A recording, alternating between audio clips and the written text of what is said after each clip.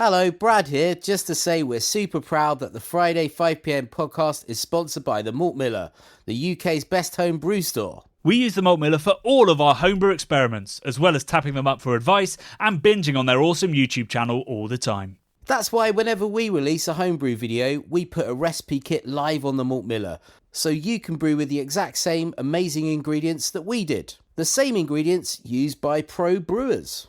So alongside the Malt Miller's nitro-flushed hops, cold-stored yeast and milled-to-order malts, you can pick up recipe kits for our 5 Points Best Bitter, Russian River West Coast IPA, and now the fastest beer in the world, a hazy session IPA that goes from grain to glass in less than 48 hours. Sign up to their newsletter at tinyurl.com/Malt Miller to get 5% off your first order. With the Malt Miller's amazing customer service and Johnny's 48-hour recipe, you could order the ingredients on a Monday and be drinking the beer by the weekend. Speaking of which, it's Friday. It's 5pm. So enjoy this week's Friday 5pm podcast.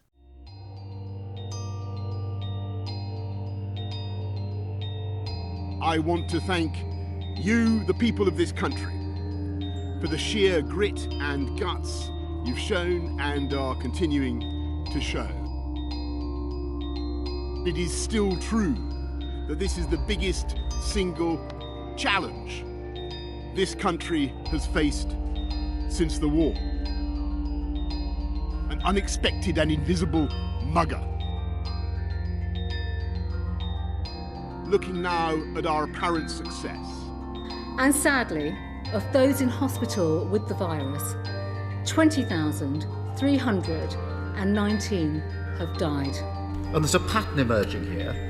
We were slow into lockdown, slow on testing, slow on protective equipment, and now slow to take up these offers from British firms.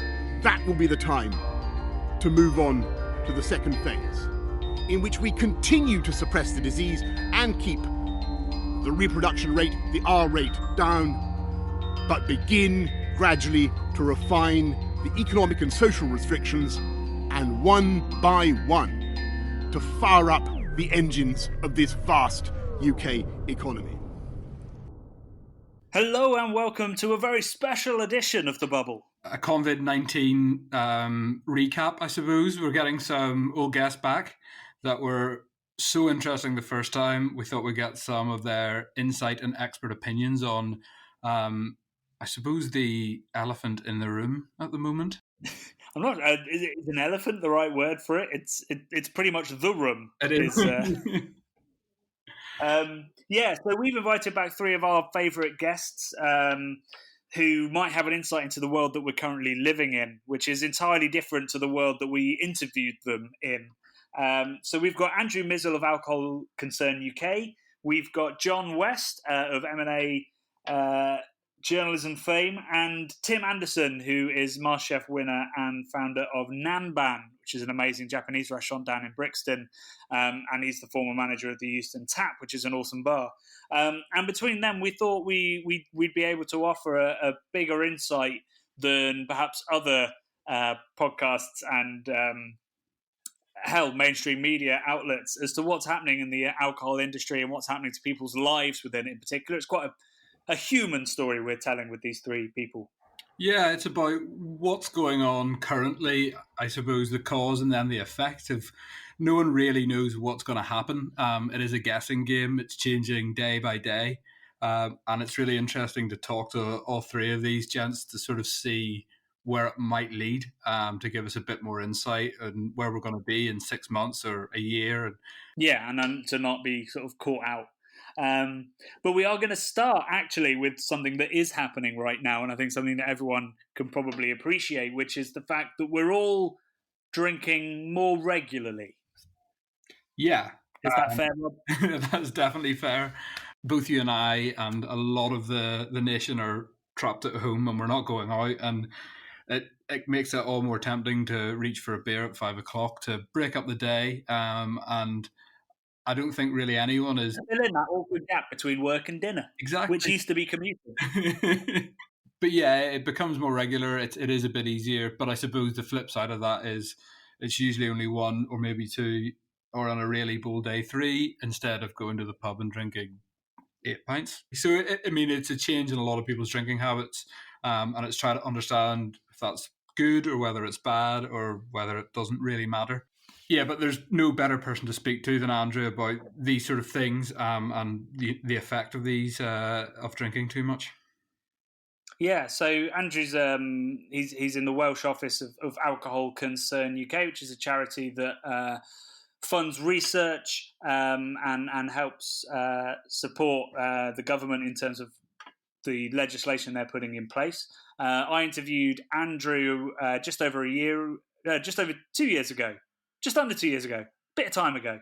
And we had a really interesting chat about the way that legislation had played out in the real world and about the motives behind these charities.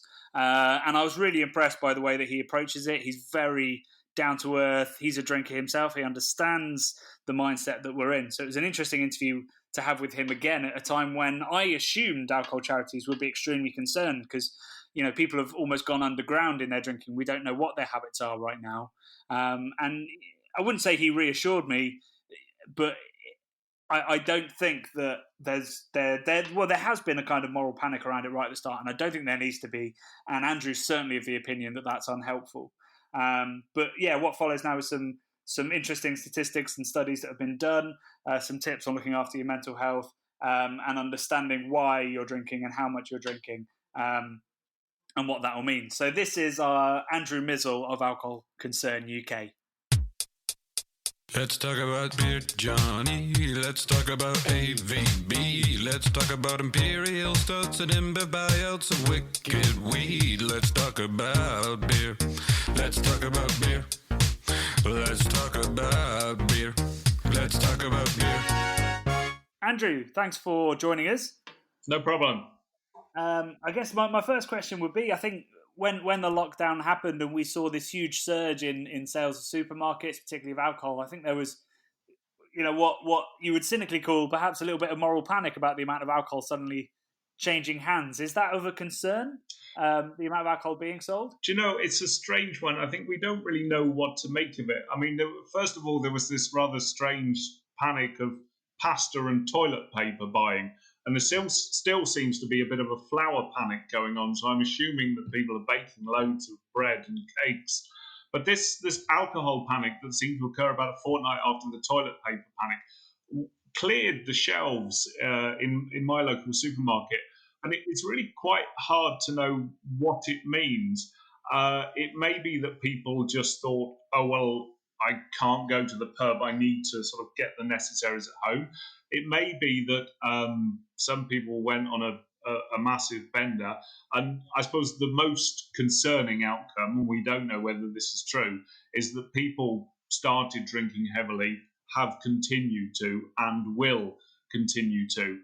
I will say, just to throw it into the mix, one of the things that has occurred to me, partly because I suspect a lot of the food that was bought in a panic will be wasted, is that I noticed that people were buying more or less everything, certainly in terms of beer.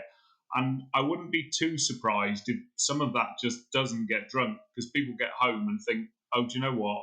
I don't like this stuff. I've never liked this stuff. And it's just going to sit in the back of the cupboard. And from a health point of view, that may be a good thing, although it's obviously not great from the point of view of waste. Well, we look back on coronavirus through stages of panic buying. So sort of week 1 was pasta. Week 2 was toilet roll. There was an alcohol week. And then eventually, who knows what the future weeks will have in store for us. I was trying to get yeast last week. It's like gold dust. I think that's why everyone's turned to sourdough, isn't it? It could well be. So you're not directly correlating sort of sales with consumption, but I guess the fact that home consumption of alcohol is less regulated, you don't have bar staff keeping an eye on it, you don't have obviously higher costs that probably reduce consumption. So is research that you guys have done, does that point to drinking at home potentially being more dangerous for those who are vulnerable to alcohol addiction? I think there's always been a little bit of a concern about home drinking. I mean, you've got to be very careful with this, because the home is the one sphere, I think, particularly in the UK, the home is one of those places where we don't like to be regulated. And so we expect to be able to drink or smoke or do whatever it is that we like to do without anyone telling us what to do.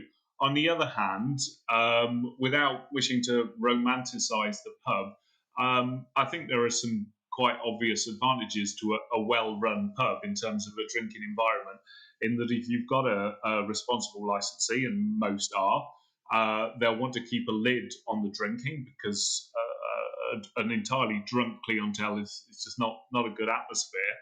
And you've got that sort of as a series of obstacles to drinking too much into the pub, and that you've got to be motivated to go up to the bar and get your next round, and then you've got to try and persuade a sober person that you should be sold more alcohol. Whereas obviously when you've got it at home, and I know this from experience, when you've got it in the cupboard, you kind of work your way through it. And people have said this in quite serious academic research, where people have actually gone out and interviewed home drinkers. One of the things people say is it's a lot less bother to drink at home. But in some ways, that bother of having to go and get your next round is perhaps quite a healthy thing, because it brings some sort of natural pauses into your drinking. Or indeed waiting for whoever's round it is to offer up, rather than at home where you finish a drink, you go straight to the fridge. Yeah. There's and as well, there's a social aspect of drinking in the pub, and obviously it doesn't have to be in the pub. You might be meeting people in a village hall or a place of worship or a library or wherever you like to go. But I think all of us at the moment are realizing that we really like people. We as human beings like to get out and meet other people. It's very good for us, sort of mentally and spiritually. And obviously, one of the advantages of a pub is that you go out, you meet quite a mixed group of people, and you socialise and you share things and discuss things, and that's generally a good idea. From what I can sort of establish from talking to a lot of sort of friends and family, that seems more of people are drinking maybe more regularly. So instead of only drinking 3 or 4 or whatever times a week, they're maybe drinking 5 times a week, but it's a lot more restrained. It seems to be like it breaks up the day or something. So they'll maybe have a beer at 5 o'clock and then that's that. Whereas before they would have gone to the pub and maybe had 5 pints. Is there any research or anything to suggest that is a common theme, or is that just amongst my peers? That wouldn't surprise me, actually. I mean, it's interesting that people are saying they're drinking more frequently and they're managing to restrain themselves. I mean, to some extent, there's been a lot of discussion about this. You know, the old business of 14 units a week, and whether you should, whether it makes a difference if you drink it all at once or you drink it over 7 days. And in terms of the amount of alcohol that goes through your body, it doesn't make much difference. But obviously, if you do drink it all at once, you're more prone to falling over, becoming sort of drunk and enraged, and all the kind of things that might happen when someone's very drunk. So spreading it out like that is probably a good thing. I guess the only thing, if you are drinking maybe 5 days a week or even 7 days a week, is that there's room there for alcohol to become a bit more habitual, a bit less of a treat and a special occasion, and that can become problematic for some people. I was wondering, I think it's fair to say that a lot of people are under significant stress, potentially grieving. People are getting very bored, which can obviously have impact on mental health. What are the dangers of having mental health issues such as depression, anxiety, and stuff like that, and drinking? Do they correlate at all in making each other worse? I mean, there's a huge and sort of complicated overlap. I mean, alcohol has quite rightly been described as Britain's favourite coping mechanism, and in the short term, it does help you cope in that it makes you feel quite euphoric and makes you forget about things. But as anyone who's ever had alcohol will know, the effects don't last very long, and you normally feel worse afterwards. I think that there's a genuine risk here. I mean, Alcoholics Anonymous often quote an acronym they use, which is HALT. So hungry, angry, lonely, or tired, which are 4 very obvious triggers for whatever your your particular sort of route of misuse or addiction is. And I'd say certainly the last three of those, angry, lonely, and tired, there's probably quite a lot of us. There's quite a lot of us feeling those at the moment. And to some extent, when people have asked me in the other interviews I've done over the last few weeks about what should we do about people who drink too much during the lockdown, or what should I do if I'm drinking too much? And my advice is often not really anything to do with alcohol. It's to do with taking care of our mental health. It's to do with getting out and exercising as much as we can within the rules, seeing people as much as we can. I mean, even things like the Thursday night applause for essential workers. I mean, it has its own benefit in terms of boosting morale in the NHS, but perhaps one of the greatest benefits is you can actually go and see the neighbours, as long as you don't get too close to them. And that's certainly what I've been doing on Thursday nights. And generally within our households, within our families, obviously we need to cut each other a bit of slack, show a bit of patience, look after each other. And a lot of those things are perhaps more important than counting how many units of alcohol we're having. It's an interesting perspective I hadn't really considered when I've taken part in the applause on a Thursday. Even just leaning out the window and seeing lots of other people is actually a little bit reassuring, because I go, even though I live on a main street, aware of any humans around most of the time. And I think loneliness, people think of people not being able to talk to anybody, or feeling particularly depressed about many things and not having the interactions, but actually just not being around humans seems to be pretty bad for us. And the closure of the pubs has been awful for that.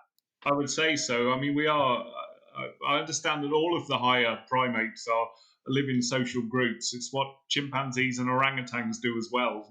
Humans are no exception to that. We do need each other around. Have you made any changes to your policy or your approach or your communications off the back of this crisis and the lockdown?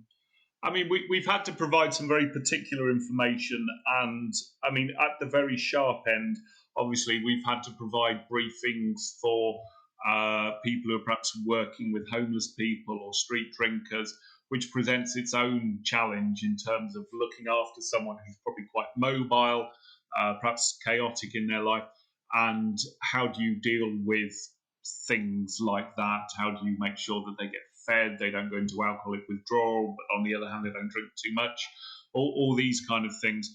And I think I know we've also been posting things along the line that I've just been talking about, general advice about looking after your mental health and being aware perhaps of how much you're drinking. I mean, not everyone wants to count up the exact numbers of units, but it's always a good idea to have a little pause perhaps before you have a drink and think about how much you actually want to drink, at what point you might want to stop, and perhaps have a little think about your motivations. Make sure you're drinking for the right reasons, that you're drinking for pleasure and for social reasons rather than simply because you're bored. I think that's probably one of the big risks at the moment is boredom drinking. And for a lot of people, they've just always worked and always had this lifestyle of go to their 9 to 5 and go home and eat dinner and repeat. But when you don't need to get up and you're sat at home all day, it kind of breaks up the day from night maybe. Or people will justify it in different ways, but at the end of the day, it will come down to boredom drinking. And I think that's probably the biggest concern for someone like yourself. Definitely, I think it's a common issue, and someone was saying to me recently exactly what you were just saying, Rob. How do I mark the difference between day and night? Because I'm not coming home from my office or my shop or my factory or wherever it is that I work, and the only thing that seems obvious to mark the difference between day and night is to open some kind of alcoholic drink, and it's not necessarily a problem, but there's a potential problem in there. Because for me, my tea and coffee consumption has definitely gone up. Yes. Yeah, it's something to break up the day when there are no natural breaks. So, final question. Is this a moment of greater alcohol concern, or are you not particularly more concerned than you are generally with the situation of alcohol consumption? I think we've got to keep an eye on it. I'm very wary of anything that looks like moral outrage and anything that looks like I might be on my soapbox or in my pulpit. I suppose I know from experience that people drink for all sorts of complex reasons, and simply having the man from Alcohol Change UK coming along and saying, you know what, the chief medical officer says you shouldn't drink more than 14 units, that's not really going to cut it. So I think we're keeping a watching brief. We've done some opinion polling a couple of weeks ago, which indicated that people who are already drinking at a low level are cutting down, and some people who are drinking heavily, their drinking's going up. So that is worrying. It's very much the pattern that we would expect to see. It's unfortunate in the world of health and public health that people who are coping tend to cope well in a crisis. People who are not coping anyway, or who are not doing very well anyway, things get worse for them. There's a certain unfairness about the whole thing, but that is how it tends to go. So I think we're keeping a watching brief. We're trying to point people in the right direction. A lot of the services, people like AA, Smart Recovery, local alcohol services, local mental health groups, who were providing support face-to-face, are doing it on the phone and online. And we obviously try and point people in the direction of a local group where they can get some support online. I know one or two places are still open for face-to-face support with precautions. So I think we're keeping a watching brief, trying to deal with problems as they arise and try and make sure that people have the information they need if perhaps a problem develops. So as the last question, where should people be heading if they're worried that they're drinking too much or concerned that somebody else in their household is? I mean, if you have a look on the Alcohol Change UK website, we've put together, there's a little suite of coronavirus-related pages, and there's general help pages there which explain how people can get help.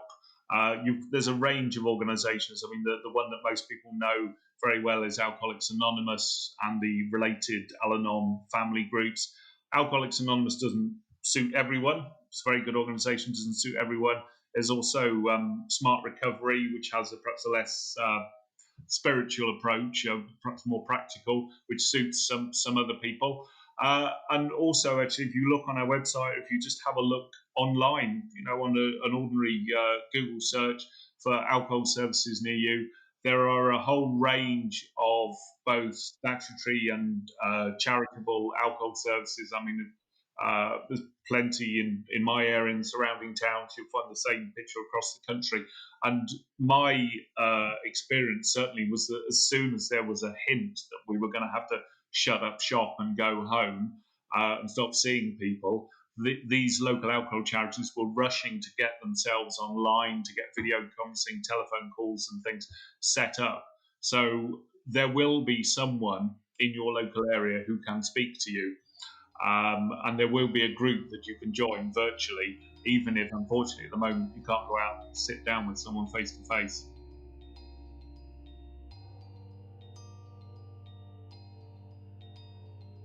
So I hope that was interesting. I think what I took away from it, and it was a really interesting point from Andrew, was that, counting the units you're having isn't necessarily the most helpful thing to do right now. What is better is to focus on your mental health and check that that's A, not getting too low, you're not feeling too ill in your mind, and B, recognising whether you're drinking because of that or for positive reasons. Don't let it become a boredom thing.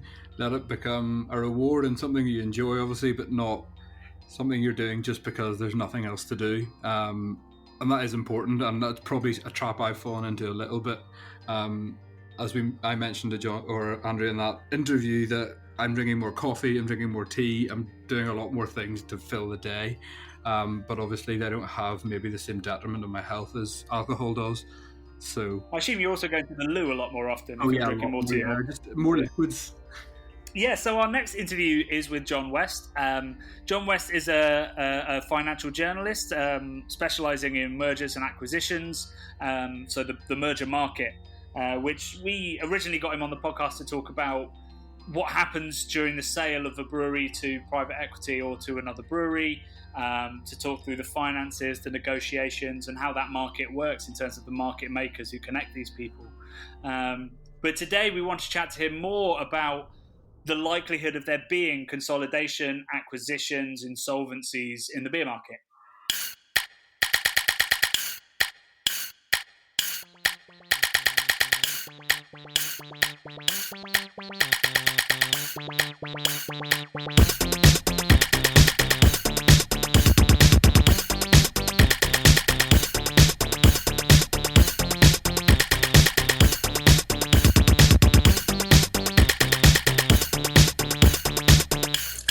Oh, I think it's got a yeast infection. Yeast infection.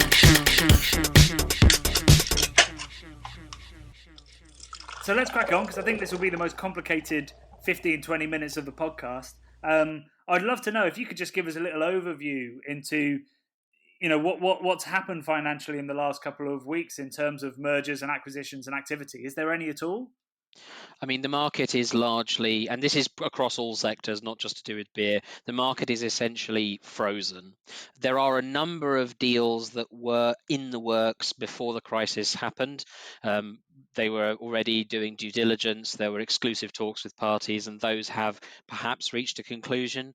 Anything consumer related is particularly complicated, and the only kind of deals that we're really seeing any hope of in the coming weeks, at the very least, are those coming out of insolvency proceedings. So where the assets have essentially failed, whether that's through a pre-pack, a sort of arranged insolvency, or whether they've been forced into insolvency, we are expecting to see some purchase of assets out of that process.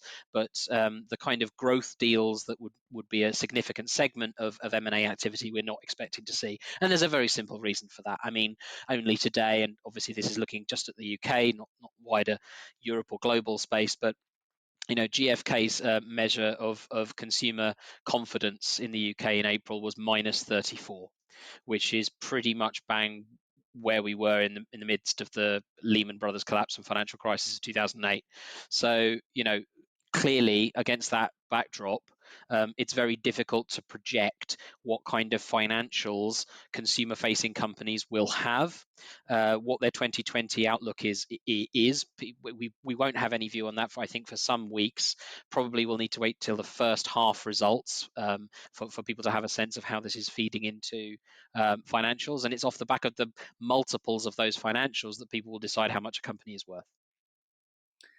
And so is it fair to say that once the economy start moving again, we get the results, are we going to see the opposite of that? Are we going to see a flurry of activity as people pounce on opportunities that have arisen due to insolvencies or drop in values? Or one of the things that I think is particularly interesting about going into this crisis is that, so since 2008-9, we've had historically low interest rates. I was watching, because I'm a foolish geek, I was watching a Prime Minister's Questions to compare financial crises from ages past. I was watching a Prime Minister's Questions from 1992, in which John Major, then UK Prime Minister, was lauding the fact that they'd got interest rates to a real low of 8%. Now, when you compare that to the interest rates that we've had in the last 10 years, bubbling around zero, the zero lower bound, that means that cash has been relatively easy to get hold of. Now, that means that investors, private equity, and corporates, venture capital firms have been able to hoard huge amounts of what we call dry powder, the money that they can put to work to invest. So where we are now, going into this crisis, private equity and venture capital funds globally are sitting on roughly $3 trillion worth of dry powder, commitments from investors to invest in their funds so that they can make acquisitions. So I think that there is indeed the possibility that when we begin to get some clarity, that those companies that have suffered and whose balance sheets are not in the position that they were could become interesting to opportunistic funds that were interested in the space in the first place. So do you think it will improve the market for these big buyers when we get out the other side of this? Yeah, I think as big buyers is the right way to look at it. We've been following for some time the private equity interest um, in the craft brewing space in particular, and also of course the macro interest, the macro brewer interest, the likes of AB InBev. And what we've seen is that there is a private equity appetite for those kind of plays, and we believe that there are going to be. You would have historically called them vulture funds. That's a little bit pejorative. Let's call them turnaround. Isn't it? Blimey. Let's call them turnaround funds. That's what they prefer to be called these days. But yeah, I think there will be opportunistic purchases. But I think you're right to say that it will be larger funds and larger corporates that are making these kind of acquisitions. I still think that we're at the point in the cycle where one or two of the very, very large global brewers might want in key territories to add one or two extra craft breweries to their distribution network in order to have that cachet and be able to offer a wraparound deal to the on and off trade alike. But I don't think that the outlook is so good for mergers between smaller brewers, because it's very difficult without having a significant distribution network or a significant background in logistics to make those kind of mergers at the smaller level yield the kind of synergies that would make them worthwhile to undertake. And who will they be looking out for? What type of businesses, I suppose? I think, as when we last spoke, I think that the main kind of targets are going to be the ones that have that sweet spot of cachet and respectability and a degree of, dare I say it, cool within the craft beer space. The right branding, the right location, a kind of funky urban location, Manchester, London, I guess. Edinburgh, Leeds, Glasgow, those kind of urban centres which are seen as having that cool cachet. I think that's where the focus is going to be, and if the branding is right and they've got to a certain scale where they're getting distribution, I think particularly into supermarkets, even if it's at a small level, or regional or national restaurant chains, I think those are the ones that are going to be of the greatest interest to these buyers. But I do want to sound a significant note of caution. I think we'll begin to see clarity when we get to the end of the first half of the year, in terms of what the impact of coronavirus is on various corporate balance sheets and P&Ls, profit and loss accounts. But it's still very early days. I mean, we are in a position where we simply don't know what the trading environment is going to be, particularly for the on-trade in the coming weeks, the coming months. Obviously, everyone's seen in the UK the reports that pubs might not be fully operational until Christmas. We don't know the kind of measures that will be in place, whether that's having to run table service or only allowing a certain number of customers into bars. I think that obviously leaves a great many pubs and bars flirting with their business not really being sustainable. And so I think it makes a huge difference what government package is there for the hospitality industry. Of course, we've seen over the years that more beer is being bought on the off-trade than on-trade, but it's still roughly 50-50. And the on-trade recovery is a huge part of whether there's going to be appetite for M&A in the production side, the breweries. Yeah, so I've got two questions sort of based off of that. Rob, while we were having a chat earlier, raised the interesting prospect of the fact that Asia got hit by this first, and China in particular, seems to be going back to normal. Does that mean perhaps that Chinese investors, Hong Kong investors that we know have an appetite for British brewing and real estate, like we saw with the acquisition of Green King, is it more likely that they're going to be looking for those kind of deals, or is it on the flip side, because pubs are in such an uncertain place, actually that acquisition looks kind of foolish right now? I think that when it comes to Asia, you're talking about three different major regional powers, right? So you're talking about China, Japan, South Korea. All of them have are at very different stages and very different political systems, clearly, in terms of how they will address these things. I think in China, there is going to be, there is always, at the best of times, skepticism about official statistics produced by the Chinese government. And I think that's true of output statistics as well. We are clearly seeing a recovery in supply chains. We know that goods are coming from China that weren't getting through at the worst of the lockdown.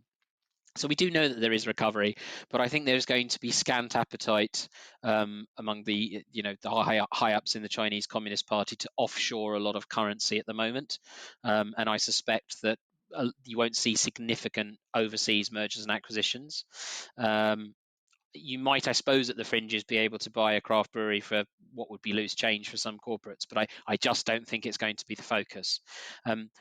Obviously, South Korea has managed the crisis, as everybody is aware, very well, with its very high level of testing and contact tracing.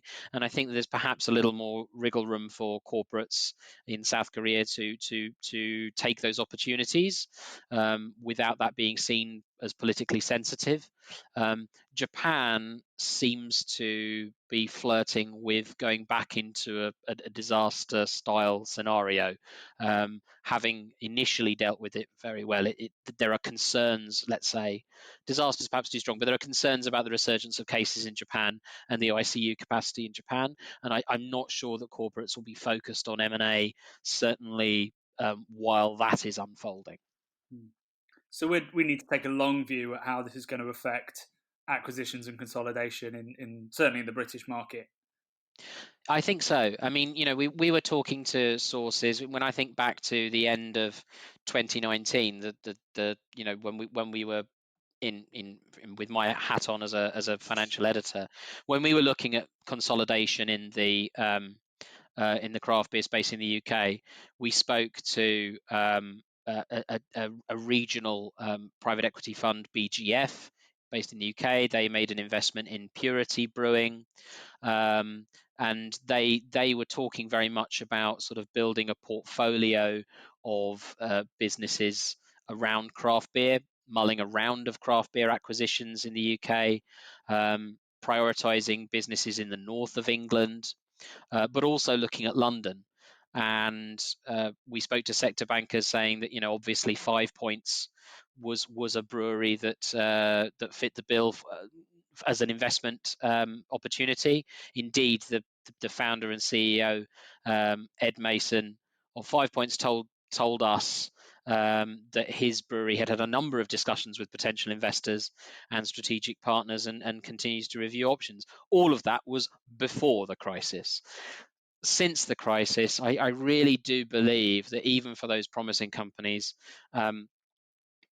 people are going to want to see how the crisis has impacted them. I think at the smaller level, I think we are probably at the point where, look, even before coronavirus, we were having discussions about, are we over breweried? Are we going to see a thinning out? The competition, particularly in the cask only segment, was seen as cutthroat, fierce casks going for ludicrously low prices in some cases, and we were throwing a question mark over the viability of some of these breweries. I think that this crisis just accelerates that slightly, and I don't doubt that we will see significantly fewer breweries in the UK emerge from this crisis and be around for consolidation purposes in the next 18 months to 2 or 3 years than we went into it. I just don't think that the market is there to sustain the number of breweries in the best of times, and in the worst of times, I think they will be. And I mean this I don't mean this in a bad way, because I know there's some very fine brewers out there doing great work, but they're going to be found out, or at least be caught out. What does it mean for breweries that have already had significant investments? So for Purity, Northern Monk over in the States, people like Oscar Blues, if they've, these funds that own significant portions of them are going to be experiencing losses right now, what will that mean for these breweries? Well, they're in a very good position because they will have, they will be able to tap the financial resources of their investors, And also they will be able to not only have the resources but the acumen. So, for example, lots of the private equity investors, not just in the brewing space, but lots of private equity investors, the first thing they do once assuming they've levered up the company to pay themselves a nice big fat dividend, but they will also arrange credit facilities, ongoing, effectively bank overdrafts. We call them revolving credit facilities, bank overdrafts for the companies. As soon as this crisis began to bite, all of the private equity firms were saying, right, you need to tap all of your existing revolving credit facilities so that you've got cash on hand. It doesn't seem likely to me that many small breweries would have revolving credit facilities. They wouldn't have the backing of a big investor to have those revolving credit facilities, and they wouldn't even necessarily have the acumen to draw them down immediately to have the cash on hand. So you get not only the backing of the investor, but also the financial acumen. I think it is also perhaps likelier with big investors that you are going to be able to more easily access some of the liquidity schemes that the Bank of England and the Treasury have put in place. Because one of the things that we have seen with smaller businesses is the rollout of some of the business loans, some £300 billion worth of loans that were announced by the Chancellor, Rishi Sunak. We're finding that some of the smaller businesses are having real trouble accessing those loans because the government is only guaranteeing 80% of them. And so the banks, given that this is obviously an economically turbulent time, even though they're only exposed to 20% of the risk, they're putting it through their full due diligence process. And so accessing that liquidity is slow. Whereas if you are a big company with a good credit rating, perhaps issuing lots of corporate debt on a regular basis, you have the kind of profile to access those schemes much more quickly. Do you think big breweries like Heineken could use this as an advantage to get more tap space? So a lot of pubs are in debt to breweries and distributors, and they could, take on that debt for in exchange for that tap space. I undoubtedly. I mean, undoubtedly, that's going to be the case. I mean, again, that's one of those things. I think you've hit on a really good point there, because this is another thing. In the same way that we were over breweried and the business models were in question for some breweries, and I think that the crisis accelerates that. I think that we were already seeing with the major breweries buying a couple of craft beer brands each in order to offer a full spectrum offering to pubs and bars and taking up more tap space. And speaking to independent brewers myself, I mean, and as you all know, they have found it much more challenging to sell into pubcos and get tap space, obviously particularly on the keg lines, than maybe even 4 or 5 years ago. I think that this certainly accelerates it, because they have the money in their pockets to make those kind of relationships stick. And of course, publicans and pubcos will be looking for any and all opportunities to do things as cheaply as possible, because they will have debts resulting from this crisis that they hadn't forecast. Yikes.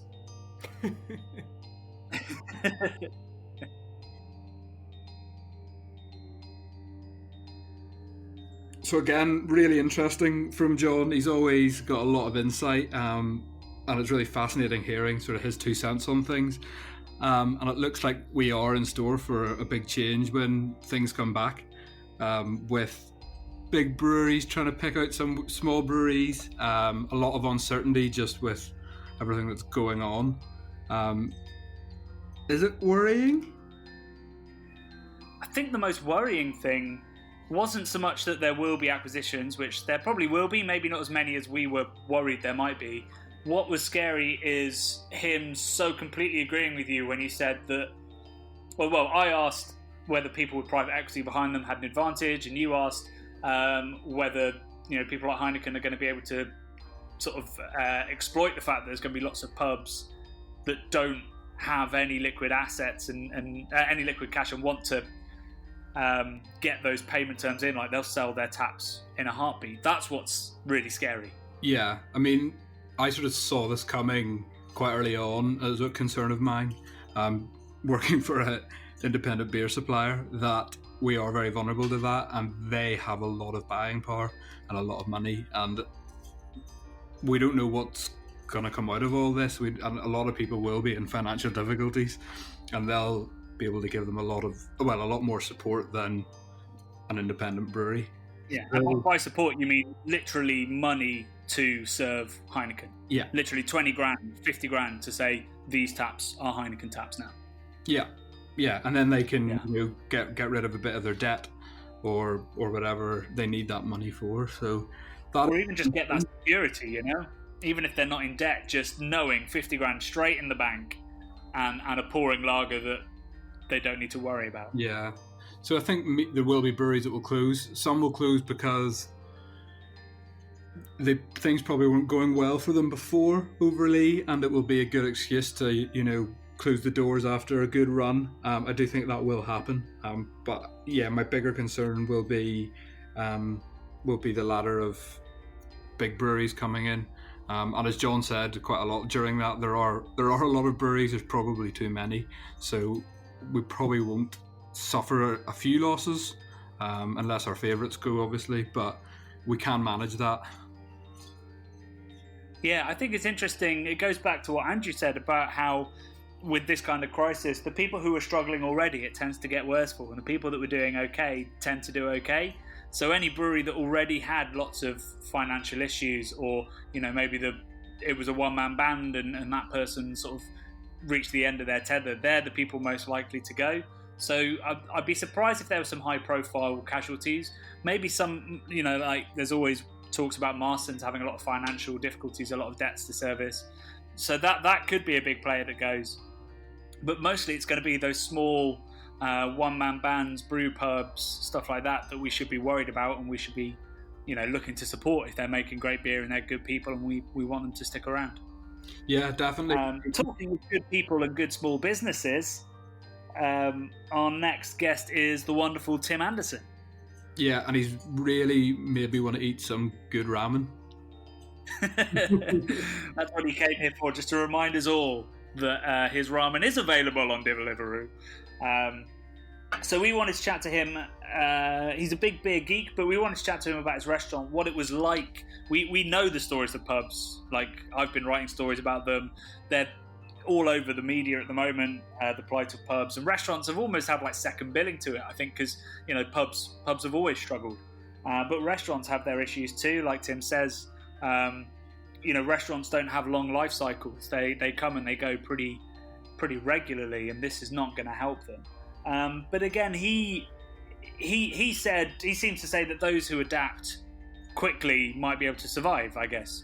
Yeah, we see that with everyone at the moment. You just need to adapt to try and counteract what's going on, and he's doing different things in the restaurant to do that, and he sees when we come out of this other side that he'll have to do things differently, and that is just evolution of any industry, really. Yeah, and this has been accelerated by the crisis. So let's hear from Tim. I love that stuff. Been drinking it for years. Drinking it for years. Drinking it for years. Drinking it for years. I moved there recently, decided to add more hops to it. Hops to it. I moved there recently, decided to add more hops to it. Hops to it. Chica, yeah. So Tim, first question would be, what was that week like in the lead up to the shutdown? So we had basically the government saying don't go to restaurants and pubs, and then 5 days later shutting it down. Well, let's just say that at the end of that week, I drank a lot of gin in one go, I should say. So it was really probably one of the hardest weeks I've experienced in my career running a restaurant, because it was very emotional, and the news kept changing. It was really hard to keep up with what was going on, and really hard to make any kind of plans or announcements, because the government kept saying, delivering new news, and as soon as we would change one thing, then we'd have to change it again. So, like on Monday, when they announced that people should stop going to social venues, I think they called them, including restaurants, then and didn't obviously tell anybody to actually shut and didn't announce any kind of compensation or anything like that, then that day I was just furious. That day I was just angry that they would do that they would throw us under the bus like that. Of course, then I think 2 days later they announced that there would be some kind of relief on the Wednesday, or maybe it was not till the end of the week. But they obviously didn't release any details, so it was still really just confusing and impossible to know what to do. I remember on the Wednesday before they announced that there would be compensation or reimbursement, I had to tell the staff, we didn't lay anybody off. We've wound up furloughing almost everybody, but I had to tell them that basically there's no more hours, and we're going to pay them what we can for the time being. This is before we knew that we could claim back 80%. So that was the hardest day, having to tell staff that basically you could all be out of jobs soon and we don't know what's going on. That's not something you ever want to have to say to people. But we had to be honest. We had to be upfront because we just didn't know. And then, of course, on Friday, when they actually shut the restaurants or everywhere, that was mostly a relief. That was mostly like, oh, okay, well, now at least we know what's going on. We know what we need to be doing because that's that. And I really, on that evening, the Friday would have been our last service. That was I think the 20th of March. And I was at home because I had already been self-isolating because I had some suspicious symptoms, and so did my family that week. And I decided not to go in, but I really wished I could have, or I thought I should have been, because it felt like, I should have been like a captain going down with his ship in a way. Not that it's that dire, but it kind of is. I mean, did you not think it might be the last night that Nanban served? No, I always knew that this would. Well, for one thing, we always had planned to keep delivery going, and we still are. And I had been on the optimistic / stupid, naive in that position before the lockdown actually started. I thought that this would kind of come and go and not be a big deal and blow over quickly. I don't think that now, obviously, but I do think it will blow over and it will return to some kind of normalcy, but not for a very long time. But yeah, I always, Nanban is not a very robust business, but we are robust enough to weather this kind of storm, I think, anyway. Only time will tell. Hopefully this podcast will age nicely rather than this being wildly accurate and you going, we can look back at this podcast as the moment you said, I'll be fine. Well, actually, I'll take that back. I didn't always think that we would come out, we would reopen. There was a moment when I thought, this could severely damage the business, if not ruin it, if not destroy it. And of course that is happening. It will happen to some businesses. It could be us. And when I realized that, it was really, it was upsetting. I realized that I've been lucky to have had the opportunity to run a restaurant and to serve people and to make the kind of food that I love. That was a brief moment when I had that thought, but it was a scary one. How's the delivery worked out for you? Because the narrative is that direct delivery is saving a lot of breweries at the moment. I don't think that's true. They're not getting anywhere near the volumes they were. But are you managing to compensate for a significant portion of what would have been sales? We are not a significant amount. No, our delivery business is okay, and it's certainly gotten stronger than it was when we were open as a dine-in restaurant. And it's enough to basically pay the staff and some of our overheads that need paying. Pay the staff who are in there. There's only 3 people who are on the rota now. But it's still not, we're not paying them what they would have been paid, because a lot of the salaries that the staff got, or the wages, came from service charge, which obviously we don't get anymore. So we've bumped up their salaries, but it can only go so much before it becomes we can't afford them at all. Also, I don't know if a lot of people know this, but we use Deliveroo as our delivery operator, and obviously the other big one is Uber Eats. They both take between 30 and 35% commission, and we are liable for VAT. So right off the bat, any money we make, 50% of it is gone. So even though we're doing pretty well with Deliveroo, it ultimately doesn't go very far, that money. Yeah, the margins are razor thin. So post lockdown, when we're allowed back to eat in restaurants again, what do you think that will look like? Just before you came on, Johnny and I were discussing, and I'm sort of the opinion that bars and restaurants will probably be the last place we're allowed to go back to, unfortunately. So, what's your sort of 2 cents on it, and what do you think is going to happen? Well, I think the government has said that they'll be among the last places to reopen. I think that the very last thing they said are going to be really big venues like sports arenas and things like movie theaters and theaters. But anyway, I think it'll be a while before they reopen, and then there will probably be phased lockdowns throughout the rest of the year, maybe even next year. And there will be probably social distancing measures put in place for the restaurants when they are open. So you'll have to operate at 50% capacity or something like that, or even less. There was a really good article in Eater London by Von Tan, who studies this kind of thing. He's a professor at I think UCL, but he basically said restaurants are going to have to change their idea of what they are, what how they serve customers. They will still be able to and still will serve customers in-house, and they will still be doing delivery, of course.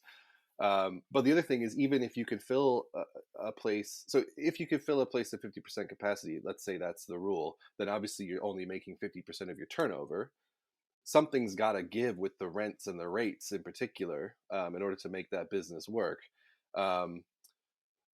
So that could be one of the things that sort of kills off a lot of restaurants is the government decides, you can reopen, but then the landlords are not flexible enough to say, well, yeah, you need a rent reduction, and also the business rates probably won't go down. So if there's a way to survive that kind of situation, it's going to, I think, be a mixture, obviously, of like the in-house serving in-house customers and the delivery, but then also doing things like having a retail side. One of the things I wanted to do, but I couldn't really set it up in time, was to have an online shop where we sell Japanese ingredients, drinks, because we have an off license as well, meal kits, merchandise, for lack of a better term, books, tote bags, t-shirts, stuff like that. Whatever we could, whatever fits our brand. And I think that when we reopen, and every restaurant's gonna have to do things like that, because we just won't have the numbers to from serving people in a traditional restaurant way. I mean, there's a lot of things that restaurants can do, but I think that the customers have to change as well, like change their expectations, and mainly I think that they have to come to realize how precarious restaurant businesses are. Basically, I don't think there's any restaurant in the country who can really survive this without loans or grants or reimbursement from the government. The margins are just so thin, and this just goes to show that, like, if it's not this, it's something else that's sort of going to kill a restaurant, because most restaurants just don't last very long. And I just think that people need to pay more for when they eat out. We've talked about how eating out is a treat, and somebody does the washing up for you. Somebody brings your food to the table like they're your butler. Like it's really nice to eat out, And I think that a lot of people kind of take that for granted, and they don't understand that if you're complaining, oh, it's 12 pounds and I could make it at home for blah blah. It's like, yeah, but we got rent, we got staff, we got suppliers. There's so many costs in a restaurant, and if you start to squeeze the restaurant, then they have to start to squeeze, and then the staff gets underpaid, and the suppliers get underpaid, and the suppliers' staff gets underpaid, and it goes all the way back to the farmers. And there's always going to be these sacrifices. And frankly, a lot of it, I think, is things that people don't want to know about. Like, if you're saying, oh, why is this chicken 7 pounds? It's like, well, okay, we can charge you 7 pounds, or guess what? You can't have the free range chicken that you want. You know, I'm sorry if I'm sounding angry, but I think people need to realize that, like, nobody's getting rich off restaurants. Like, even look at somebody like Jamie Oliver, who has all these restaurants, and you think, oh, they're doing really well. They're successful. They're obviously making money. It's like, no, Jamie Oliver had to sink like 20 million pounds of his own money into his restaurant, and it still didn't work out.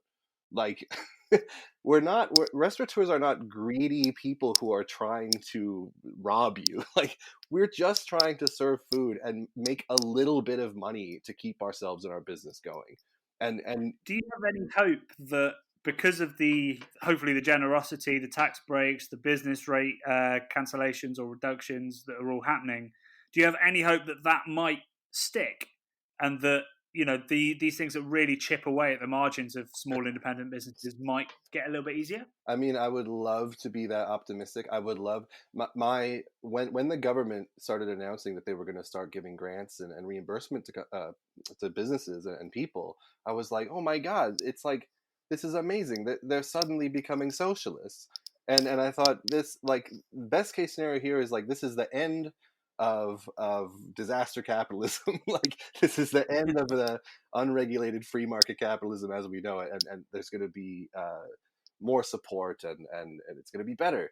But I don't know. I don't think that's going to happen, is it? I think there's going to be a period of assistance from the government, and then it's going to go right back to being, you know, Tory business as usual. Sorry to be political, but No, it's okay. Yeah. I was going to say, my favorite tweet in this whole COVID-19 crisis has been, I can't remember who did it, but it was just somebody going, if capitalism's so great, why does socialism have to bail it out every 10 years? I was like, that's how I feel as well. Yeah. We just extend all this support for small, independent, ethical businesses for the all of time? Doesn't that seem like a good idea? I mean, you're right, though. I mean, this is the most optimistic outcome, I think, would be that the government implements some kind of universal basic income, and well, that would be the main thing, actually, and that would take care of a lot, I think, because then people would have more disposable income. Restaurants could be more flexible with what they pay workers. I don't know. But I am not. I don't see that happening. No, I mean, I was slightly facetious when I asked that, but I don't know. A little part of me thinks, like, well, if we see this working, if we see it as a way to help small businesses get through, you know, the toughest crisis that has probably ever hit them, then surely there need to be lessons learned for in the good times as well. But we'll see. I would hope so.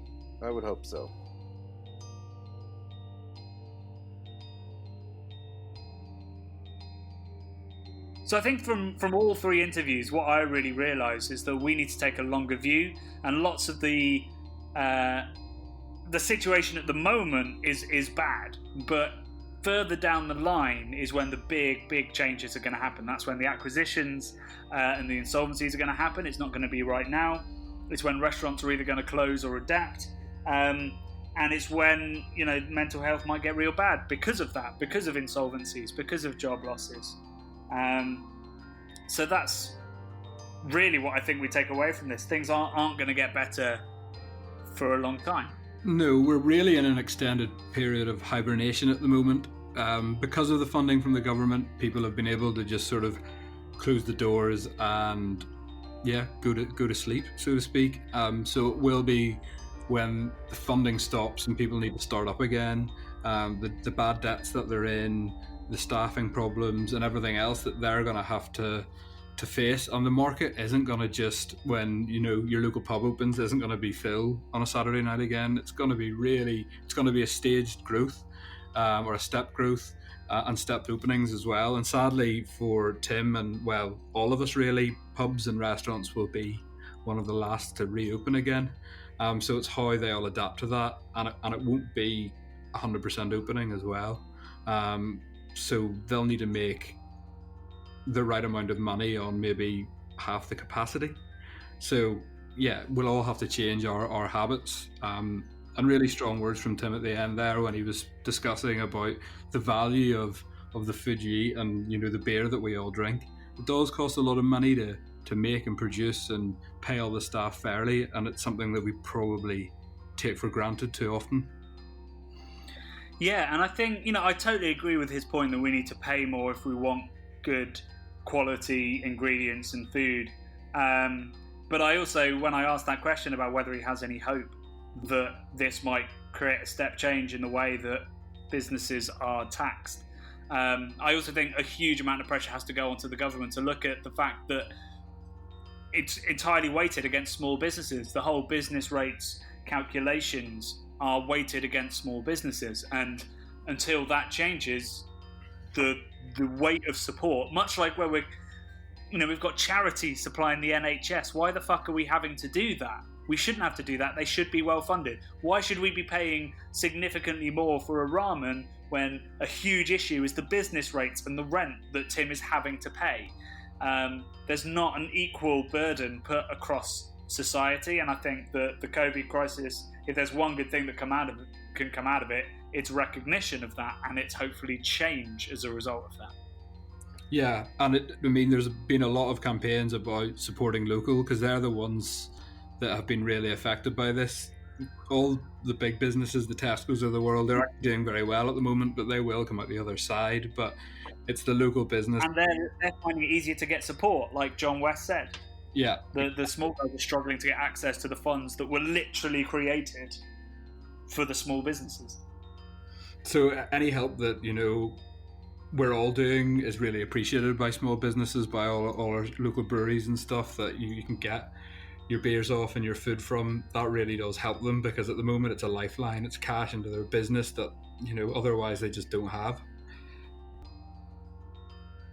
Yeah, so do support your local, or indeed not local, just small, independent, ethical businesses, the guys that are struggling to get hold of any financing from the government, or, you know, could be at risk of insolvency, because if we want them to stick around, we're going to have to support those. And at the same time, we have to balance that with looking after ourselves, our mental health, and our drinking habits. So, you know, it's no wonder lots of us are stressed when we've got to strike balances of life and death like that.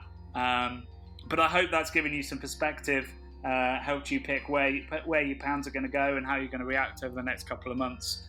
The bubble will, as ever, keep bursting bubbles all over the shop, and we'll keep recording these in isolation. And of course, check out the Craft Beer channel, where we're spreading the good news rather than the bad news over at youtube.com/Craft Beer channel. Anything to add, Rob?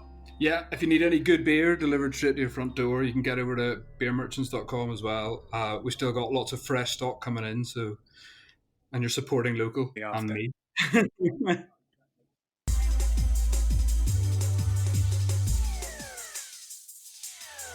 I drove over to the Sonic Drive-In, ordered a jalapeno burger, washed it down with beers, beer,